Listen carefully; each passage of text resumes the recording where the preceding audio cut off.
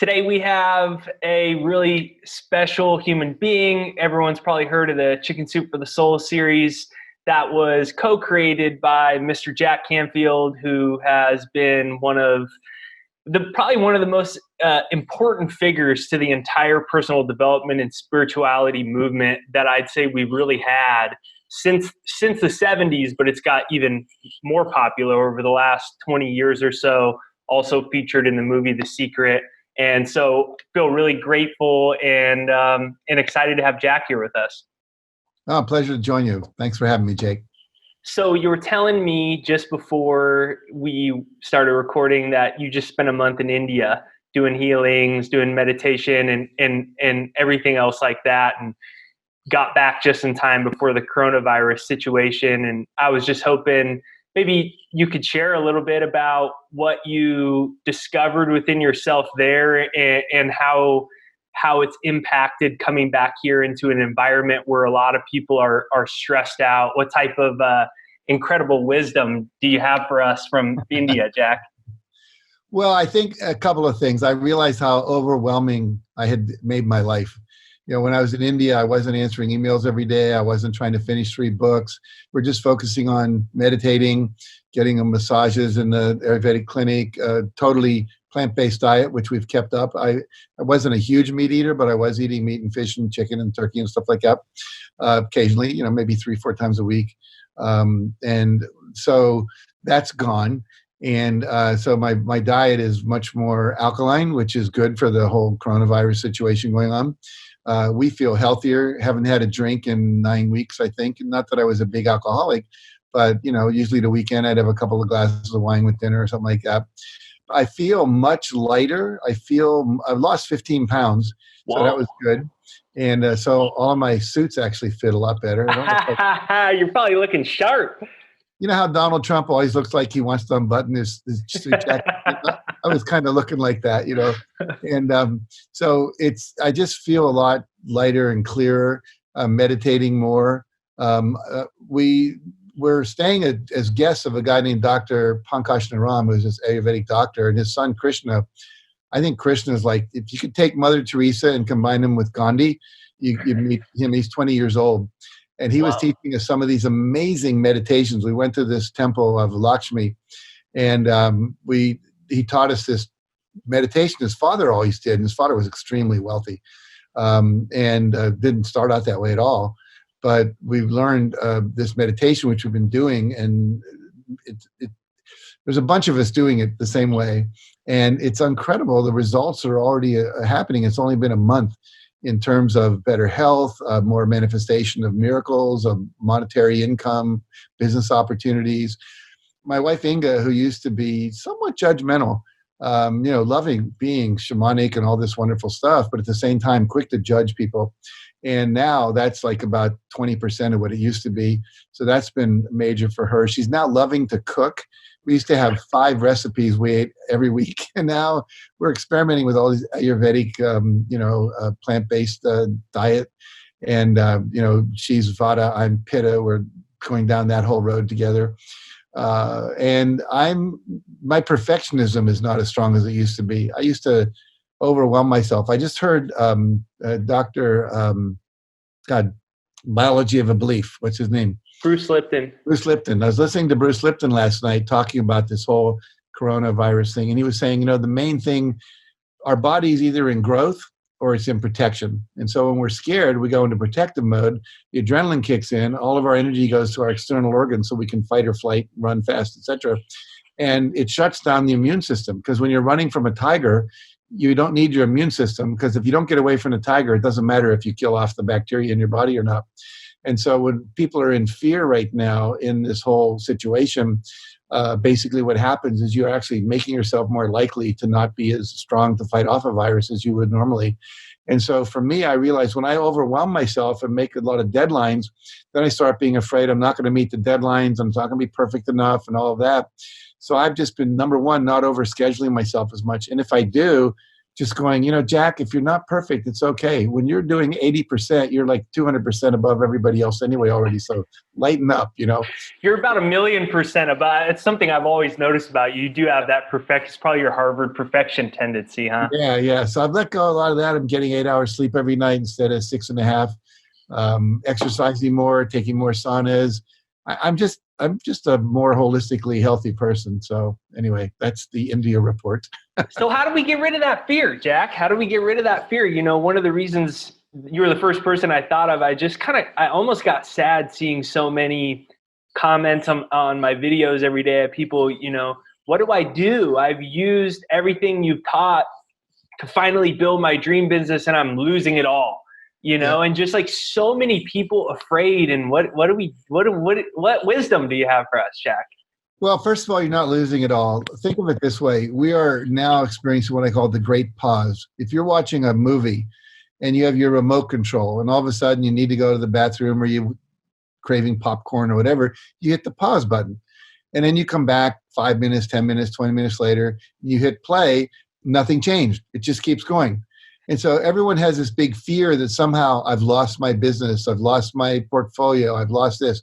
As long as you don't panic sell everything in your portfolio, we know I'm 75, and the advantage of that is I've been through the Vietnam War, the Afghan War, I've been through the Great Gulf War, the Iraq War, I've been through 3 recessions, I've been through 2001, 9/11. You can go down and the stock market always came back. It was the highest it's ever been right before this happened. It's going to come back again. There's and it might take 3 months, it might take 6 months, it might take a year, but the fact is the world will return not to the normal we know before. Hopefully we're going to be doing a little less fossil fuels. I don't know if you've seen the films. I saw a picture this morning of an arch in India, kind of like the Arch de Triomphe in France, and it showed it a week ago, and you couldn't even see it for the smog. And today it's totally blue skies. So as Bruce Lipton was saying, the Earth has basically said, we're going to take a pause. I want you to start noticing things. How fast have you been going? How frantic have you been? How overamped have you been? How crazy have you been? How overly consumptive have we been? How not paying attention to our kids and our family because we're working on getting that next email out, whatever. All of a sudden, we've had to slow down. We're on pause. It's going to come back. And so the main thing right now is you want to keep yourself not in a state of fear, because if fear will lower your immune system, it makes you unproductive. Because you've studied the brain, you've got this thing, the amygdala. It's about 2/3 of the way back in your brain. And when you're in fear, what happens is the amygdala hijacks your prefrontal cortex. All the energy's back here. It's putting you in fight or flight. And there's nothing to fight. If there's a tiger, you can run from it. If there's a person with a club, you can have battle. So what do? All this fear is hijacking your brain, your immune system. So by doing things that raise your vibration and bring you back into the prefrontal cortex, I can suggest a couple of things to do that. Then we can think rationally, because that's where rational thoughts happen. It's where spiritual thoughts happen. It's why we talk about the third eye right here if you're doing meditation. It's also where your creativity occurs. So we want to be up here right now, and in our heart have these two combined through, quick coherence, the heart math stuff, so that we're not in fear. So what are some things that do that? Number one, meditation. Someone said the 4 M's. Let's talk about the 4 M's for a minute. Meditation and mindfulness. If you meditate and bring your frequency up to a high vibration, then you're no longer in fear. You're in the prefrontal cortex. So there's one form of meditation I'm encouraging everyone to do right now. There's a man named Dawson Church. He has created something called the Echo meditation. You can go online to EFT Universe, because he's a emotional freedom technique tapping guy, which I also recommend if you're in fear. And he's created a meditation that combines EFT tapping with the heart math quick coherence process, which is inhaling through your heart. I can explain that in a little more depth in a minute. And exhaling through your heart, and then moving into a state of appreciation, and then imagining light coming down through the top of your head into your heart, and then sending that to some person or place that you love, some person or place that uplifts you, that contributes to your life. And then you bring that beam of light back and you send it to every cell in your body, and then out to the universe, and then back into your body. And what happens when I did that with him the first Wait a minute. time, You're talking so fast, and it was so good. You got to say that before you explain the results that you were going on. Say that one more time, the actual process. And for everyone listening, I'm going to do it with you as you say it. Okay. So let me just say one more thing before I do that. I want to tell you why it's so important to do this meditation. He has proven, journal articles proven with researchers, that when you do this meditation 7 days in a row, the immunoglobulins, if they take a swab of your inside of your mouth, they've increased by 113%, which is what we want right now. We want our immune system to be stronger. 7 days of 20 minutes of meditation with a certain form of meditation to increase your immune system by 113%. That's awesome. And when you're done, the first time I did it with him, I felt like I was stoned. I mean, I was just literally like I'd done some kind of, hallucinogen or something. Every cell in my body was singing. And then when I came back with my eyes open, I felt so creative, so calm, so peaceful, so ready to take on anything. So just to boil this down really quickly, and again, I really encourage you to go and let him guide you through it on YouTube. But to give you a sense of it, it starts with tapping. We all know we want to tap on our what we call our karate chop point, and then tapping on the top of the head and the eyebrow point, side of the eye, under the nose, on the chin point, and the collarbone point, which is a collarbone and down about an inch and over two, and under the arm, which is about 10 centimeters down below the arm. And you can do that 3 times while you just say, I am totally healthy, everything's fine. You just say positive things to yourself. You're putting in a positive input as you do that 3 times.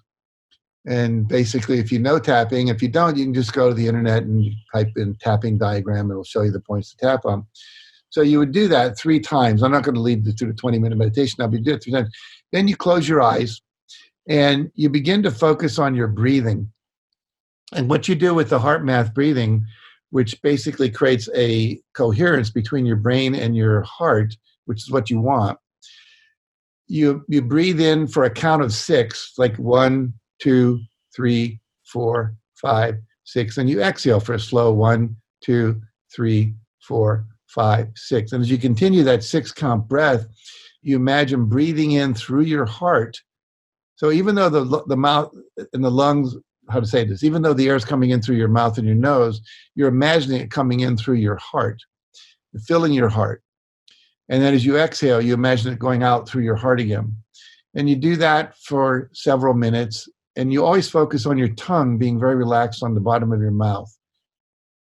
And you also then begin to, as you do that, you focus on you locate a space in your hand. Then you locate a space inside your left hand. So you're focusing on the sensation of your hands, your feet, your legs, your torso, but imagining the space inside of it. So it's kind of like it's hollow in there. And so you can go through your body parts that way. And then you imagine the space behind your eyes and the space between your eyes. So you're now creating mindfulness in the present moment as you're using the heart math breathing technique to energize the heart center. And then you begin to imagine somebody that you love or some place that you love. And imagine sending energy to them as a beam of light, surrounding them, filling them, protecting them. And you can imagine a source of light coming down from above, like God energy, source energy, infinite intelligence, coming down in through the top of your head, down through your spine, into your heart, and out through your heart to all of those places, that person, that place or thing that you're sending that energy to. And then you do that for a little longer than we're doing now. And then you imagine bringing that beam of light back into your body and now sending it to the entire universe. So every cell of your body radiating out this light to every cell in the universe. 360 degrees, like the globe, sending out energy. Every cell in the universe being touched by your light. And then you would draw that light back into your body and then send it to every cell in your body. So you see that light from your heart going into your head, your arms, your legs, your torso, your feet, until every cell of your body is filled with this radiant light, vibrating in healthiness, wholeness.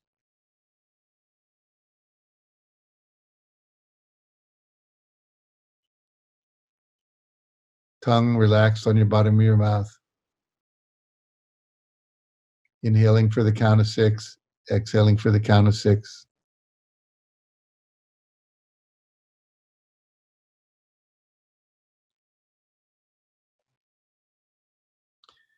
And then again, and we won't do it now, but you would tap on those tapping points again, saying things like, I am healthy, I am strong, I'm stronger than any virus, I'm going to be just fine, etc.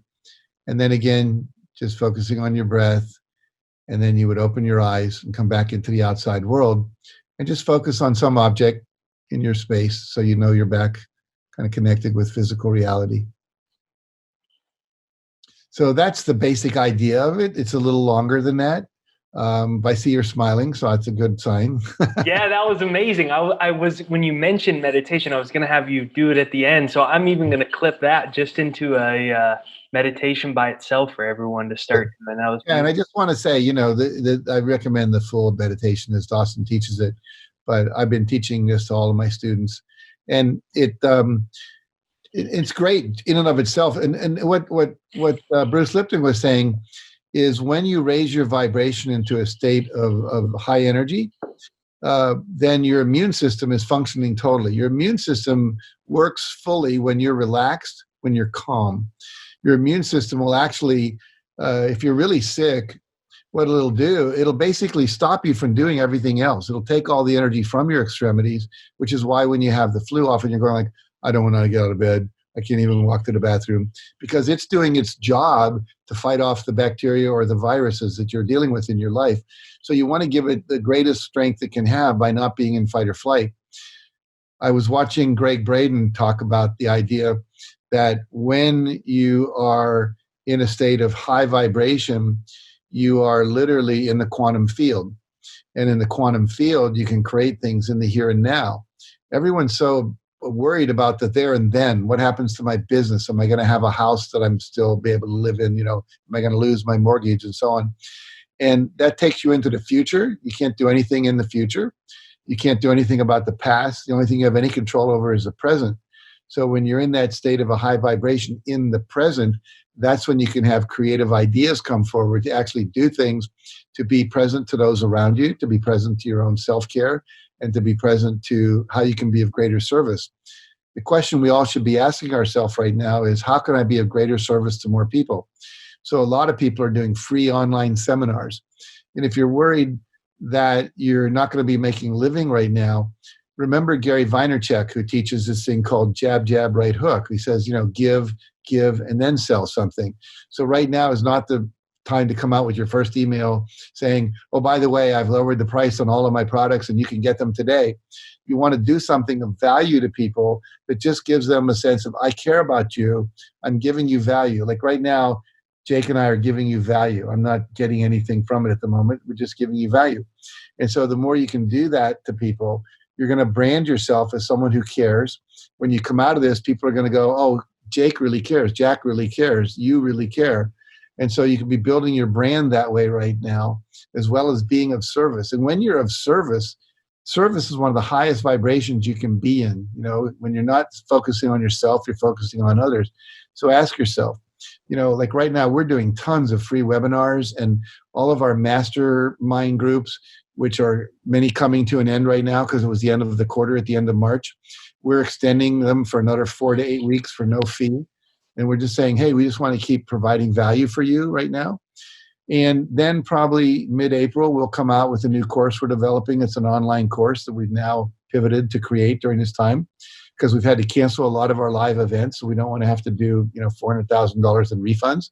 So basically we're saying, if you'll stick with us, we'll give you this course either for free to maintain your registration in our Train the Trainer program, which is a $15,000 a year program, or you can just sign up for this course for $997. But there's a timing factor in that we want to make sure we're sensitive to for people. And we keep thinking, how can we serve people more? How can we serve people more? One of my friends, a guy who lives up in Vancouver, is doing a 6-week called Business Survival course. And he's bringing on people who have pivoted their businesses, and they're not all online, Zoom call type things.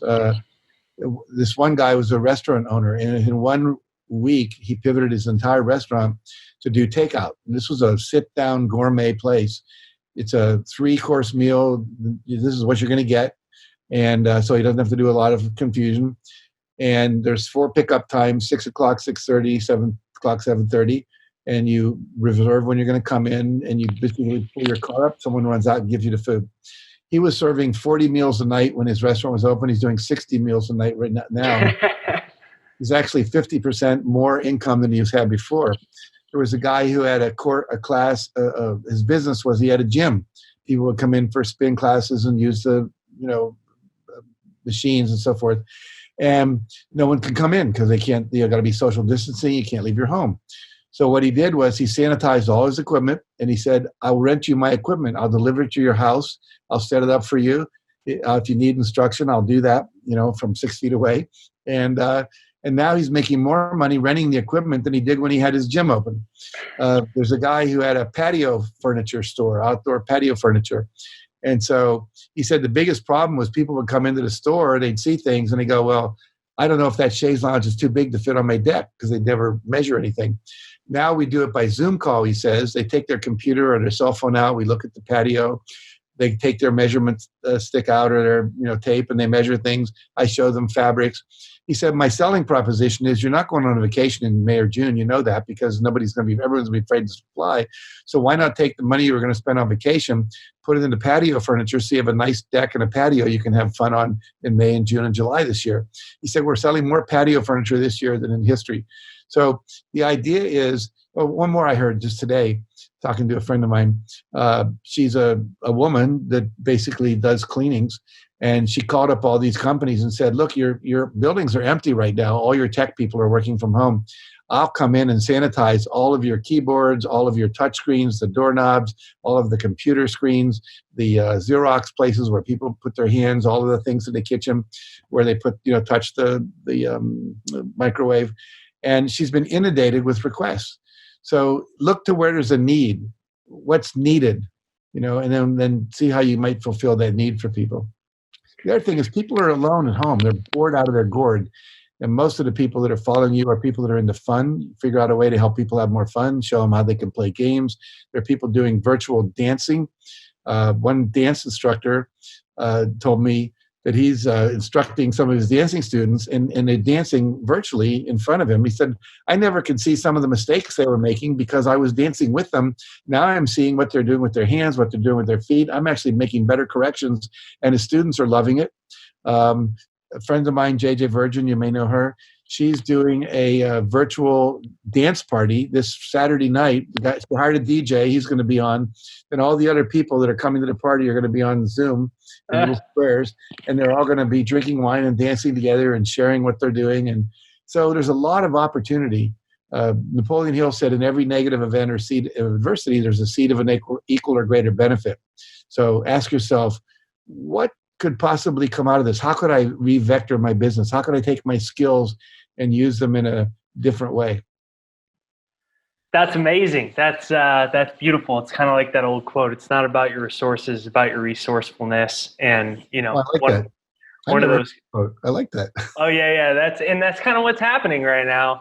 And I think that also one of the common threads out of a lot of those is there's probably a lot higher profit margins too. And so I think what you said is beautiful and something for everyone listening to consider about, what direction is life trying to help you pivot into. So you were saying a minute ago, you were talking about how when you are able to get totally present. Either, like Eckhart Tolle says, that quote that woke me up from his book was, "Is there life in your hand?" And that's basically like what you were saying during our meditation. You were telling us to bring our awareness to our hand. And he asked that question, "Is there life in your hand?" Don't ask your mind, bring your awareness to your hand and ask yourself through your attention. And I was 19. That was when I was in college, and I skipped basketball practice, and I was in my dorm by myself, and I had the audio on with headphones. And he said, "Is there life in your hand? Don't ask your mind the question because it'll tell you no. Bring your attention there." And I did it. And I had a momentary split, the first time I'd ever disidentified from my mind. And I didn't know you could do that. And it was like, oh my God. And I felt this huge rut. And that's what changed my life. I dropped out a few months later, went in backpacking, you know my story. And that question changed my life. And you were just, one, I thought it was ironic you mentioned that in the meditation the same way, but two, you were talking about how when you essentially, Wayne Dyer, you probably heard his quote, "Ego is edging God out. EGO is edging God out." Right. And when we disappear from the ego and we're present, we connect to the quantum field, and we're connected to the quantum field. That's where, if all the energy that ever was and ever will be is 100% evenly present in all places, all times, all of these positive possibilities that could be headed our way from all of this are right there waiting for us to tap into. Is that kind of what you're saying? Absolutely. Absolutely. In other words, there's no accident this is happening right now. Several people believe the earth is having a fever. The earth is basically saying we're shutting down for a while because it's not working. You know, our forests are burning down, our seas are getting too hot. We're basically, just as I said earlier, the pollution in our cities, we're seeing now that no cars are moving around very much, how clean the air can be. I mean, the air quality in India right now is improved by 78%. Think about that, 78%. I haven't seen pictures of LA yet, but normally LA has that brown haze. It probably doesn't have that today. We're consuming too much. We're too busy. We're not paying attention to each other. We've lost touch with nature, or we wouldn't allow these things to happen. We're going through the 6th mass extinction, which is like, and we could be part of that extinction if we're not careful. And so we have to wake up and say, wait a second, fossil fuels, we need to reconsider that. The amount of time we're spending working and not taking care of ourselves and being with our loved ones, we need to reconsider that. The shamans, when I was in Ecuador with Lynn Twist with the Pachamama Alliance, I had, we went into the jungle and lived with the Achuar Indians for a week. And it was profound. It was really amazing how easy and slowed down their life is. Not easy, they have challenges as well. But what happens is they brought one of the Achuar up to San Francisco for a fundraiser. He'd never been out of the jungle, let alone out of Ecuador. And when he got it, they were driving him from the airport to their house, and he was just overwhelmed with San Francisco. He said, "Where are all the children?" He said, "In school." He said, "Well, are their parents with them?" "No." He said, "The children are not with their parents? How sad." So we think nothing of sending our children off to private schools where they don't see their parents for 9 months at a time, and then we send them to summer camp to get rid of them again. I mean, not everyone does that, of course, but this separation that occurs that we just take for granted in our culture, the amount of jet travel we do and the amount of carbon, particles that's putting in the air, there's this whole term now of over-tourism where, you probably experience it in Hawaii. Right now, Hawaiians are going like, there's not so many tourists. Now, obviously, if you're running a tourist attraction, that's a little challenging. But a lot of people are going, not so many haoles. We kind of like this. It's good. Get back to normal. So I think we're really being challenged to look at what are we being, it's kind of like you're not paying attention. And then all of a sudden you do an awareness exercise of your body like you're talking about. You go, oh, my lower back's really tight. My neck hurts, I need to move more. I need to get out of my head more, whatever it is. And I think the whole earth is this giant pause for reflection, to really pay attention. It's called pay attention time. Pain in our body says, pay attention. Your posture sucks, or you're eating the wrong foods, or you're not sleeping enough, or whatever, or you're holding in anger and resentment. So I think the earth is doing that. And a fever is designed to kill the bacteria or the virus. And right now, a lot of people are thinking humans are the bacteria or the virus that are destroying Earth. this movie Chernobyl, my wife just watched the miniseries on it. It's pretty horrific. But what they found is they closed down the city and they're not letting any people back in there except a few people, photojournalists. Nature's starting to come back again. Flowers are growing. When people show up en masse, none of that's happening. We did Pave It Over. Remember that song, Pave It Over like a parking lot, Yeah. And so I think that this is not a bad time. It's going to be painful. We're going to lose some people we know. My CEO just lost his brother-in-law. Another friend of mine just lost his niece and probably going to lose his sister. Another one of my staff, their father has COVID and he's 94, grandfather has COVID, 94 years old. Another one of my staff, her husband's a healthcare worker and goes to work every day with people in a hospital that have COVID-19. So there's going to be pain, no question. I don't want to minimize that at all. But I do think that we're being slapped in the face and said, wake up. It's like when you have an automobile accident or you get a heart attack and it tells you, ooh, I better change how I eat. That's happening. At the same time, we now have all this extra time to meditate, to study, to spend time with each other, to be loving, to engage in our self-care, and even to go out in nature, especially where you live. You can go outside. There's not that many people around your house. You can get into nature. Where I live, I have 3 acres of land around me. So anyway, I went on a long rant there. I'll stop and let you ask another question. No, that was beautiful.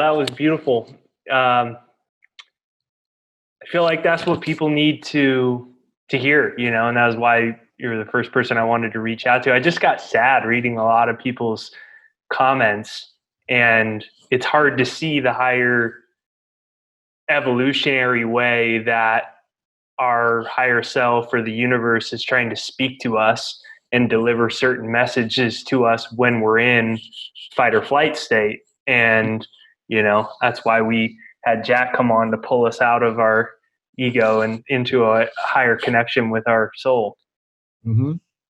Yeah, no, it really is. I mean, and there are moments. My wife and I had about a 20-minute fight the other morning. We were both getting upset with each other about something because we're spending more time together than we normally do, and that's happening. If you've got 3 kids at home that normally were in school, you're probably going, we're not paying our teachers enough. Whereas before you probably thought you were paying them too much. But the reality is, this is interesting. If you go on Amazon.com and look at the top 100 best-selling books, because they list those, 90 of them are children's books. Parents are freaking out. They're going like, give me something to read to my kid. Some of the books are like how to teach your kids to write, math problems for homeschooling and all that kind of stuff. There were 5 adult coloring books, so people are bored. So there's an opportunity there to help people not be bored. But it's stressful. You're going to start seeing a lot of blogs come on about how to live and work at home. One parent was saying, we have one computer and my wife's trying to work from home. I'm trying to work from home. The kids are supposed to be homeschooling from home. And my teenager wants to be playing video games. We're having a major war going on in our house, And so if you're trying to work from home, but your kids and they're fighting. And so we're going to have to develop some new levels of patience, some new levels of skill, perhaps. One of the things that I took away from Eckhart Tolle's book, because I didn't even hear the thing you talked about. It's fun when you reread a book like a year later and you see something totally new you didn't see the year before. But the thing that stood out for me and that I took away from him was how impatient I was in my life. Because he said he was in Beverly Hills. It was Christmas. He was in line, and there was about 21 people lined up, maybe 4 days before Christmas, trying to do their last minute Christmas shopping. And when he finally got up to the counter, this woman said, "Thank you for waiting." And he said, "I wasn't waiting." He said, "No, you were. I saw you. You've been back there for about 25 minutes. He said, "No, but I wasn't waiting." She said, "What do you mean?" He said, "Waiting implies that being up here with you would have been better than being back there in line. They're both the same to me, so I wasn't waiting." And I thought, oh my God, how impatient I get. So I started just being where I was, talk to the person next to me in line, realize there's no hurry to get anywhere. So I don't get impatient about waiting anymore. So for me, I don't get impatient for the kids to calm down, or when the kids do calm down, then I'll be able to do the work. It's just called, this is what's in front of me. How can I be wholly present to it? And then when it changes, I'll be with the next thing that emerges. That's beautiful. What do you think? So whether it's impatience or a lot of people, it manifests as fear in their life. it's that same type of common suppressed but omnipresent unconscious emotional state. It might be that, as you said, lack of patience, or it might be anger, or whatever it might be. And I think that's something that's probably everyone's becoming more aware of, a general state of kind of this unease type of thing. And besides meditation, how do you, besides the meditation we talked about earlier, how do you suggest for people that are having difficulties, whether it's in family or they're just afraid of the virus, or maybe they're freaking out financially, or whatever the fear, impatience, or whatever it is, how do we one of my new heroes and go-to people right now is Dr. Joe Dispenza, and he talked about this at great length recently, so I'll share what he said. He wrote a book called How to Break the Habit of Being Yourself. I think that's the title. Breaking the Habit of Being Yourself. Breaking the Habit of Being Yourself. And what he says in that book is you've become habituated to how you are. In other words, you're addicted to the experience of being yourself. And when you're not having that experience, it's like an addict. You start to go crazy, and you want to get back to that experience. So, like, for example, if someone always has road rage at 6 o'clock in the evening, if they get on the road, all those chemicals start to build up in the brain to have road rage. And if they don't have that road rage, they kind of freak out. I remember I went through a period where every night around 10 o'clock, I had to eat peanuts. I just craved peanuts. Now, I later found out that people that do brain work, a lot of brain work, which I do as an author and a trainer, and I'm putting together presentations and all that stuff late at night, that you burn a lot of a certain kind of energy in your brain, and peanuts actually help refurbish that. Puts on weight, which is not the best thing on the world. There's red antler that this Chinese have. I don't know if I want to be taking antlers off of deers to make me be able to work late at night, but nevertheless, point being that I got addicted to that sensation and that satisfaction of that sensation. So I had to break the addiction. Now, what he says is the way to break the addiction is not to try to do something different from the place of physical, I'm going to discipline and not eat that peanut, but to go into the quantum field where everything can happen right now. There's no time, there's no place, there's no location, there's no me, there's just isness. And if you did the kind of meditation we just talked about, that takes you there. Now that you're in the quantum field, and there are a number of different activities that can get you there, different kinds of meditation. Now, choose the person you want to be. Who would you be if you weren't being your addicted self? The self that gets into fear, the self that judges other people, the self that tells yourself you're not adequate to get what you want to do, or you're not smart enough, good looking enough, well connected enough, whatever that stuff is. How would that person be? And then choose to be that person in that space of visualization of that, choosing that, thinking that. And in that moment from the quantum field, you can have like an instant shift. And then obviously you have to come back and you have to choose to keep being that person. I teach a technique called the evening review. And what I do is I pick a quality every month that I want to be more present in my life. Let's say patience. We talked about that earlier. So now at the end of each day, I close my eyes and I say to my higher self, show me where I could have been more patient today. And then I see myself standing in the bank line, getting upset that one person's counting out 420 pennies to get, $4 and 2 dimes or something. And I say, okay, Jack, that was a good example. You talk about that Eckhart Tolle thing. You can practice that. And then it might show me 2 or 3 other things. My wife wasn't moving fast enough to, clean up the dishes so I could watch my show, or whatever the hell it is. Now, then what you do, and this is the most important part, visualize yourself being who you would have liked to have been in that situation.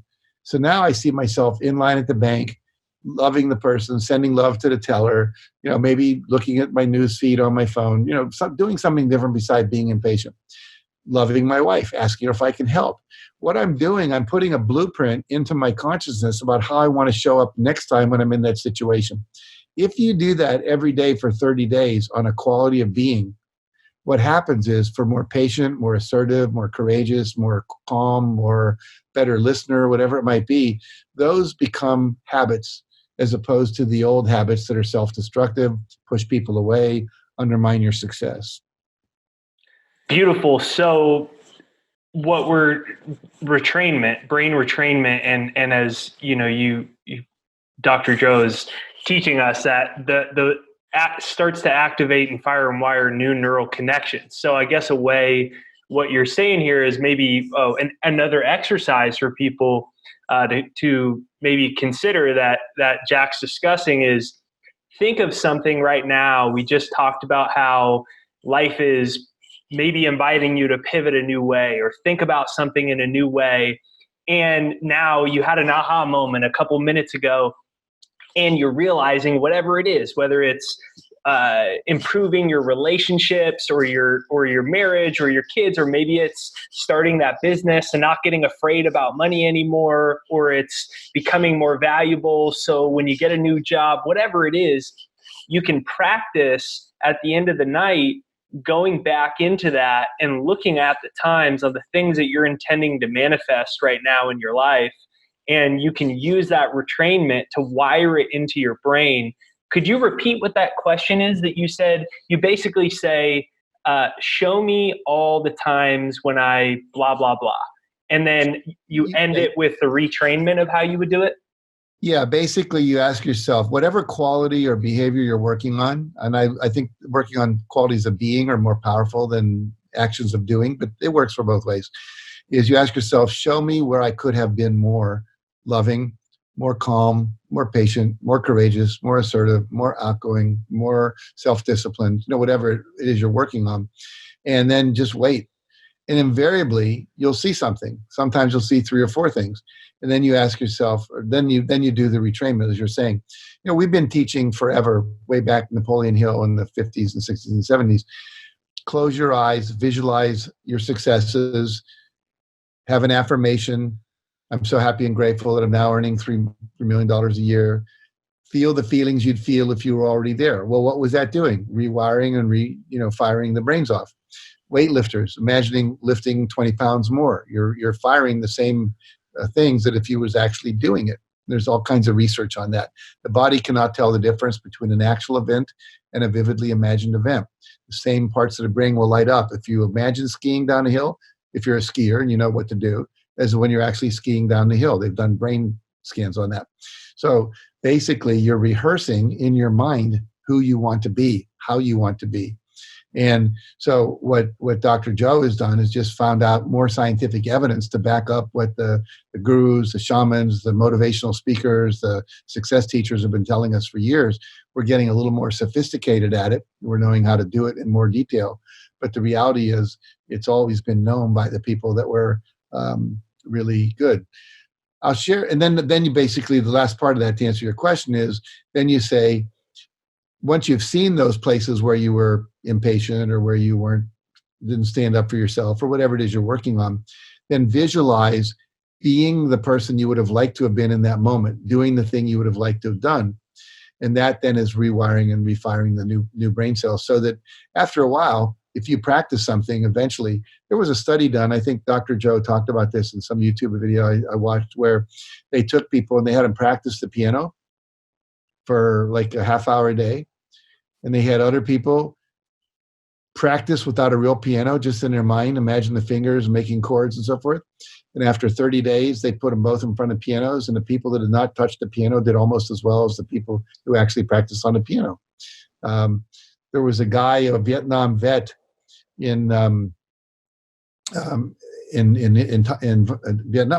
obviously, he was in a prison camp in Vietnam, and he had played piano. And he actually sketched out a piano on toilet paper with charcoal for the black keys. And every day he practiced. And then he would practice in his mind, playing all these symphonies and different, things that he used to play. Not symphonies, but sonatas and so forth. And when he got out, his piano practicing had not suffered one bit. And I know, because I played the piano for a while, if I don't play for the piano for a year and I go back, I can't even remember half of the chords, let alone the finger movements, So we know that we can do that with our mind. Now, I want to share with you one more thing that I learned in India, because you asked me about that earlier. So one of the things I learned was this guy who's an amazing teacher. His father was incredibly successful, and he's kind of a new little 20-year-old guru over there. And he taught me a technique. I'll just explain it. A lot of times we get asked, what do you want? What do you want? What's your life purpose? What do you want to accomplish? What goal do you want to achieve? And they have these things in India called Marma points. Marma points are kind of like acupressure points, but they have somewhat of a different function. And there's one, if you take and you squeeze with your thumb like this, the top, like the pad on your forefinger on your right hand, and you're squeezing that, and you ask yourself the question, what do I want? And you keep holding that as you're holding the question, what do I want?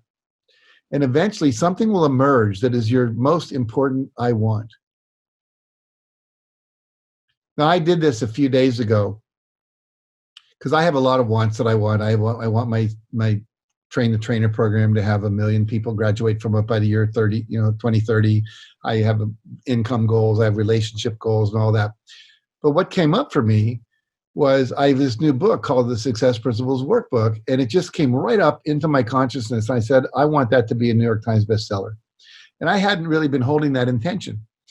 And so then I said, okay, now the second thing I learned, and this is really cool, is you take your hand, let's see if I can do this. If I put my hand like this, so it's flat across. Can you see that? Yep, it's perpendicular. And you want it right at the base of your hand, right where that little wrinkle comes across there. But you do it, do it with the palm facing out like this. Okay? Open. Now, roll it down like that. And wherever the third finger from the little finger, in other words, 1, 2, 3, this finger right here, that line right there, so it's underneath there, halfway from the top of the arm, you press on that. This is a Marma point for manifestation. And so now what I do, I'm pressing on this while I do the following. You imagine a white frame, like a white picture frame, above, out in front of and above your right eye. So for me to be out here. And then I imagine, what would I be seeing in that frame if it was reality? What would I be seeing in my world that would let me know I'd achieved that? So for me, I would see a New York Times book review section, and it would say, how to miscellaneous, #1 would be my book, The Success Principles Workbook. And then the other thing you say, well, what would you be feeling? Well, I'd be feeling exalted. I'd be feeling proud. I'd be feeling happy. I'd be feeling relieved that it did that. And what would you be hearing? Well, I'd be hearing people congratulating me. I'd be hearing my wife say, oh, that hard work really paid off, honey, blah, blah, blah, blah, blah. While I'm pressing this point and I'm visualizing this, above both eyes are looking up to this white frame. And then I came back and we started doing that in India, and we started manifesting things out of the blue. It was really quite extraordinary. We'd test some things just for the hell of it to see if it worked, and it did. I won't bore you with all the stories. We don't have a lot of time left. But anyway, so now I'm doing this every day, and very, very exciting. The key is, last night, I was thinking about this. Oh, eye movements, NLP, up, right, up, left, all these kinds. Do you know about NLP on eye movements? So I said, I'm going to go revisit that again because I hadn't thought about it for a while. Well, visual construct is when you're looking upright. Huh. So I'm constructing my future. And this is something that's been known for thousands of years in India. This is the way you do it. And the things that people have manifested literally in the month since I've been back, I came back on February 29th, just in time. And we were supposed to fly through Hong Kong. I said, we're not flying through Hong Kong. We flew back through Frankfurt, fortunately. But the point being that there are so many nuances of things that, like Joe Dispenza's learning through science, we're learning through ancient techniques that have been around forever, that science is now validating to manifest creativity and so forth. So I would just, encourage people, this is a little care package from India. You can use it for your own advantage. I find it really fascinating. And at the risk of being commercial, I will say, since this book came out today, the Success Principles Workbook, if you decide you want to go get it, it's a workbook that has 17 principles from my Success Principles book that walks you through like a coach. There's worksheets, there's exercises that at the end of those 17 chapters, if you will, if you do everything in them, your life will be radically transformed. And if you do it today or whenever you hear this, you could actually help me achieve my goal of being on the New York Times bestseller list. I had no idea I was going to be doing that. So I apologize if that comes off as... Oh, no, it's great. I mean, you've given everyone so much great information. Right when we hang up, I'll go buy a couple copies as well, and a couple more to pass out to my mom and my dad and such. So that's fantastic. So in conclusion, and I'll let you go, I know you're busy, what you see through the frame, then what you feel, then what you hear would be the three ways you would encapsulate that. Yeah, you want to bring in auditory, visual, and kinesthetic. So auditory, what would you hear? Visual, what do you see? And kinesthetic, what would you feel? And that's the same thing that everybody's teaching on some level. So yeah, those are the three. And it's a white frame out here somewhere above your right eye. All right, Mr. Jack Canfield, thank you so much for your wisdom. It lifted me up personally. I know it's going to uplift many thousands of people, probably put it out here in the next couple of days. Thank you for your wisdom. We're glad you made it back from India to help uplift the collective unconsciousness right now. So super grateful for you, Jack. My pleasure, Jake. Thanks for inviting me. Appreciate it, buddy. And have a great time. I know you have a baby coming soon. Blessings for all of that. May it be a beautiful experience. I'm going to be doing that meditation with Ashley. Once this ends, I'm going to download the file and put it into my TV right now. And I'm going to show her the two meditations. Okay, good. Jack, thank you very much. I'm going to also clip this into small clips. So I'll add, when I do a little outro, I'll do one large interview and then I'm going to clip into a bunch of small clips. So it'll be tons of content out. On the outro, I'll do a little conclusion afterwards for a few seconds and I'll remind everyone about your book, but I'll cut that snippet of you sharing the meditation and ending with your pitch for your book. That'll be a good one to help you out too. If you can put basically, there's two ways they can get the book. They can go to Amazon.com, of course. But the other thing, they go to thesuccessprinciplesworkbook.com. Okay. There's a free seminar, an hour and a half seminar I'm doing on how to apply everything in this book. So would you prefer, I get it, especially on YouTube, I get a lot of traffic. You want me to send that? You want me to post that link with it? The Success Principles? Okay. Good. TheSuccessPrinciples.com. Okay, cool. No, TheSuccessPrinciplesWorkbook.com. TheSuccessPrinciplesWorkbook.com. Okay, cool. I'll link that on all the videos. Okay, cool. Jack, thank you so much. That was amazing. I'm really blessed that got to spend time with you right after India, and that was super helpful. All right, thanks, my friend. Give my love to your wife. All right, I will. Yeah, you do the same. Okay, bye. All right, Jack. Bye-bye.